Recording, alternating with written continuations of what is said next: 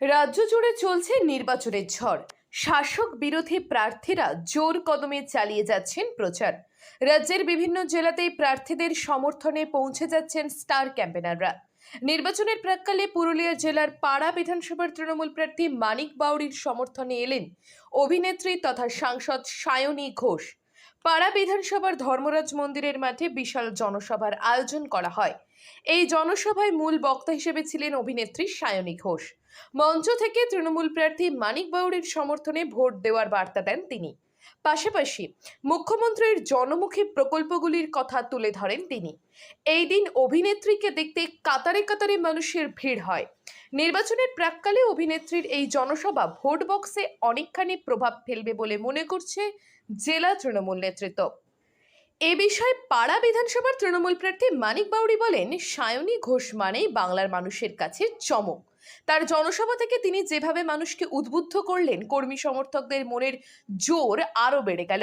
তিনি বার্তা দিয়ে গেলেন, এই বিধানসভা দিদির হাতে তুলে দিতে হবে। ঘোষ মানেই হচ্ছে আমাদের এখন বাংলার প্রতিটা মানুষের কাছে একটা চমক।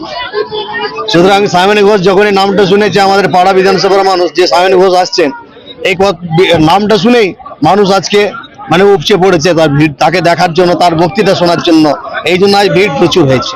যারা এসেছিলেন, যে কর্মী সমর্থক যারা এসেছিলেন, তারা তো দেখলেন যে তাদের কতটা উৎসাহ ও উদ্দীপনা ছিল। যেভাবে তিনি বক্তৃতা করছিলেন, সেইভাবে তার পরিপ্রেক্ষিতে একটা প্রত্যুত্তর যেন বা প্রতিক্রিয়া প্রত্যেকটা মানুষের কাছ থেকে পাওয়া গেছে। আর তারা দিয়ে গেলেন যে এখানের বিধানসভাটা তুলে দিতে হবে আমাদের অবশ্যই দিদির। এ বিষয়ে পাড়া ব্লক সভাপতি মনোজ কুমার সাউ বলেন, এই প্রথম পাড়ায় সায়নী ঘোষ সভা করলেন। কর্মী সমর্থকদের উৎসাহ আরো কয়েক গুণ বেড়ে গেল এই সভার ফলে। দিদির জয় নিশ্চিত। নদিয়া চাঁদ বাউরির বিসর্জনের পূর্বাভাস। সায়নী ঘোষ আমাদের এটা পাড়া বিধানসভায় প্রথম সভা, এবং আপনারা দেখলেন প্রখর রৌদ্র, 2:30 বাজে, উপরে কোনো একটা পাতলা মাত্র একটা ছাদন ছিল, বাদবাকি কোনো ছাদন ছিল না। কেউ গাছতলায়, কেউ ওই রৌদ্রের মধ্যে। যুবক থেকে শুরু করে মা থেকে মহিলারা, বৃদ্ধ মানুষ মমতা বন্দ্যোপাধ্যায়কে আশীর্বাদ করার জন্য আজকে পথে নেমেছিলেন। এলাকার বিভিন্ন প্রান্ত থেকে বহু মানুষ ভিড় করেন এই সভায়। সভা মঞ্চ থেকে কর্মী সমর্থকদের ভোটের লড়াইয়ে জয়ী হওয়ার বার্তা দেন সায়নী ঘোষ।